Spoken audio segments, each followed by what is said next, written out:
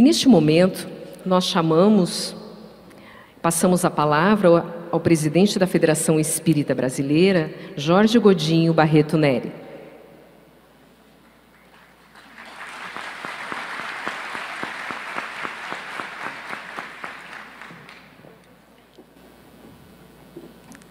Que a paz reinante continue a nos envolver.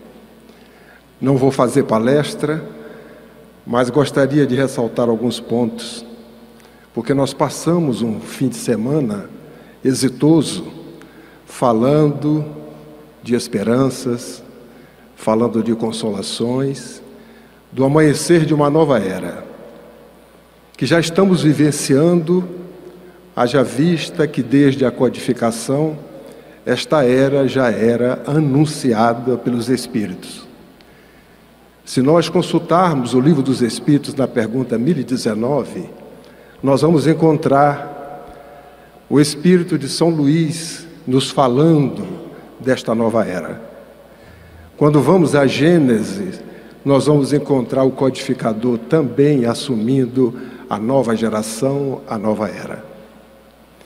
Mas quando nós olhamos nas obras complementares, nós vamos encontrar no livro Brasil, Coração do Mundo, Pátria do Evangelho, que aqui foi citado hoje, um momento em que no século XIV, no último quartel, ou seja, do ano de 1375 ao ano de 1400, sem data especificada, uma reunião no plano espiritual onde Jesus, num determinado momento, ele, depois de olhar sobre a Europa, as condições que a humanidade havia escolhido pelo seu livre-arbítrio, verifica que a escolha foi de dor, de provações, de expiações, porque a sua mensagem não tinha sido entendida pela humanidade, nem tampouco vivenciada. A partir daquele momento, se desloca para a atual América, onde nós vivemos, e depois Jesus pergunta, porque pararam na América do Norte, aonde é que se encontrava aquelas terras, aonde se via o símbolo da sua redenção. Naturalmente ele se referia ao Cruzeiro do Sul. E os espíritos que o acompanhavam, dentre eles, chegam mais ao sul, e aonde, naquele instante, ele se depara às terras que é hoje o Brasil, ali ele diz que iria transplantar o Evangelho da Palestina para estas terras. E a partir daquele momento, começa então um trabalho para que possa assim estas terras serem conhecidas. E ele determina o espírito de nome Eli ou Iléu, dependendo da língua que nós desejamos falar, para que ele reencarnasse e pudesse fazer com que os homens navegassem pelos mares bravios para descobrir estas terras, já que naquela época imaginava-se que a terra era chata e que se adentrasse pelos mares certamente iriam encontrar cachoeiras e o ignoto. Nasce assim Dom Henrique de Sagres.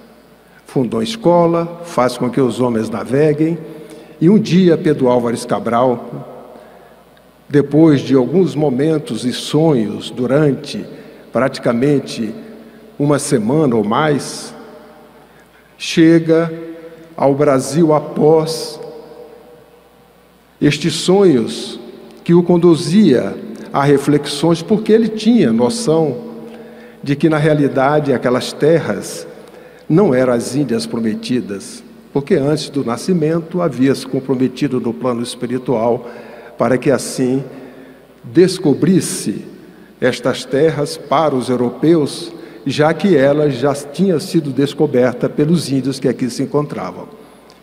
Na minha época eu aprendi que se descobriu o Brasil. Os meus netos me dizem que o Brasil não foi descoberto com toda razão, porque aqui já se encontravam espíritos vivendo nas terras brasileiras. Chegaram em Porto Seguro e, a partir daquele momento, uma festa se fez no plano material. Uma missa, mas no plano espiritual também houve uma grande festa.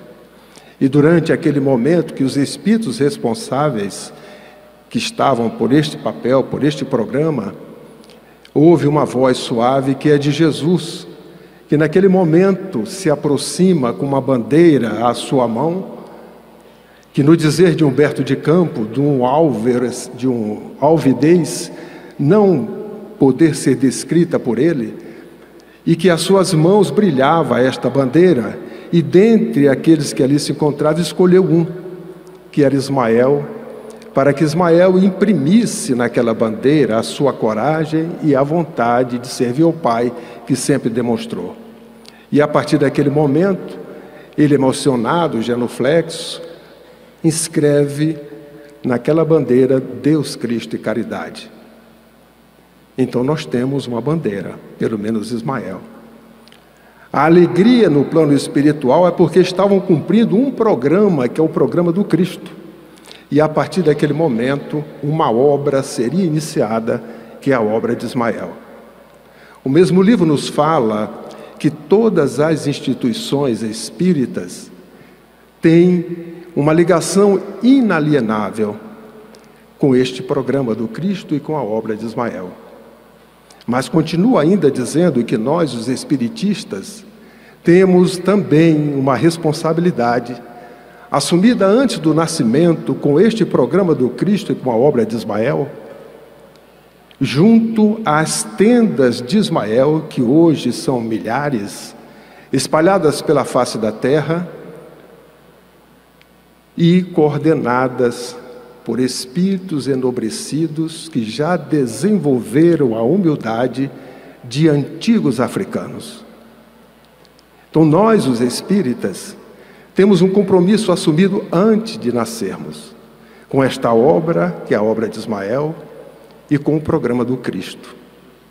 No ano de 1873, pela primeira vez, Ismael dá uma comunicação no grupo Confúcio, e naquela comunicação ele estabelece no primeiro parágrafo, que é uma comunicação curta, dizendo a missão do Brasil.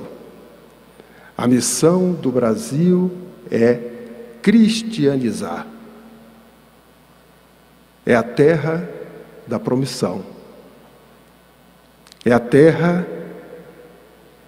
do Evangelho. É a terra de Jesus. No segundo parágrafo, que é um pouquinho mais extenso, porque esta mensagem é curta, ele diz assim: a missão dos espíritas no Brasil é de oferecer o Evangelho em espírito e verdade. Oferecer algo que nós precisamos ter para oferecer. Se nós não temos, nós não podemos oferecer. E nós lembramos da passagem de Jesus, no momento em que no Sermão da Montanha, os discípulos, os apóstolos, preocupados com todos que já estavam famintos, falam para ele o que fazer, e ele diz para os discípulos que assim dirigiam a ele: o que tendes? Esta pergunta é muito importante. Eles responderam para Jesus porque tinham alguma coisa, alguns pães, alguns peixes, e Jesus conseguiu multiplicar e alimentar a todos. Nós hoje temos a missão de oferecer o Evangelho. Para oferecer o Evangelho é necessário que nós tenhamos alguma coisa. Passamos um fim de semana detendo conhecimento. Aqui aprendemos mais e muito a respeito de todo o desfilar dos trabalhos que nós participamos. Sairemos daqui agregando a nós a detenção de mais conhecimento. Entretanto, nós temos recebido muito, e certamente muito nos será pedido. E o muito que nos será pedido é oferecer o Evangelho. Mas oferecer o Evangelho é preciso que nós tenhamos o Evangelho em nós para poder oferecer. Porque ninguém oferece o que não tem. E oferecer o Evangelho tendo, é necessário que nós vivenciemos o Evangelho, pratiquemos o Evangelho. Nos dias de hoje, mais do que nunca, Parece até repetitivo dizer-se que nós temos que vivenciar o Evangelho. Mas eu gostaria de deixar muito claro uma mensagem de Bezerra que tivemos há pouco tempo atrás na FEB, onde ele começa nos dizendo e nos convocando para estudarmos mais a doutrina espírita. E ele ainda diz assim: vocês devem estar estranhando convocá-los a estudarem mais a doutrina espírita. Mas ele explica, dizendo-nos que já era esperado, mas que no mundo espiritual já corre e é do conhecimento de todos, que os espíritos que são contra o bem, aqueles considerados inimigos do bem, hoje, em grupos organizados, estudam a doutrina espírita profundamente. Pensemos nisto. Estudam a doutrina espírita profundamente. Não para estarem inseridos ou com o objetivo de ajudar o Cristo no programa e na obra de Ismael, de regeneração da humanidade, mas simplesmente para conhecer o inimigo. E a partir daí, atuar sobre os inimigos que somos nós nos dias de hoje. Dizem eles que já estiveram em todos os credos religiosos, mas que agora é a vez dos espíritas. E quando o Bezerra nos convida, ele nos convida para que nós estudemos, mas sobretudo vivenciemos a mensagem que Jesus nos trouxe pela segunda vez através da doutrina espírita nos dias de hoje. E nós aprendemos que nesta luta, que nesta guerra, Ele nos deu a arma para nós enfrentarmos os inimigos. Porque os teóricos, detentores de conhecimento, automaticamente estarão afinizados com estes espíritos, porque eles também serão detentores do conhecimento que nós já temos. E a lei natural, a lei de afinidade, esta sintonia. A única arma que nós devemos ter e poderemos ter é a vivência. Porque quando vivenciarmos o Evangelho, estaremos sintonizados desta feita com aqueles que fazem parte da falange do Cristo e da obra de Ismael, que conhecem, detêm o conhecimento, mas vivenciam o conhecimento. Podem alguns dizer, mas são migalhas, eu não consigo vivenciar tudo. Lembremos de Jesus no Sermão da Montanha, que tendes migalhas, poucos pães, alguns peixes. E entretanto, ele multiplicou. Se na hora de nos cobrarem por termos muito recebido, o que tendes, e nós dissermos, temos migalhas, porque vivenciei o Evangelho que me foi dado conhecer. O resto fica por conta do Cristo, que certamente irá multiplicar as nossas migalhas. O que eu gostaria de deixar como reflexão é que tudo aquilo que aprendemos aqui não terá significado se daqui a uma semana, daqui até desencarnarmos, nós ficarmos apenas na detenção deste conhecimento. Todos que aqui estiveram convocaram-nos à vivência deste conhecimento. A humanidade nunca precisou do Cristo como nos dias de hoje. Divaldo nos alertou, o início da sua palestra primeira, os cenários de hoje, semelhante aos cenários de 2000 anos atrás. Há 2000 anos, a misericórdia divina nos trouxe o seu Filho dileto para que trouxesse a mensagem do Pai para nós, as verdades.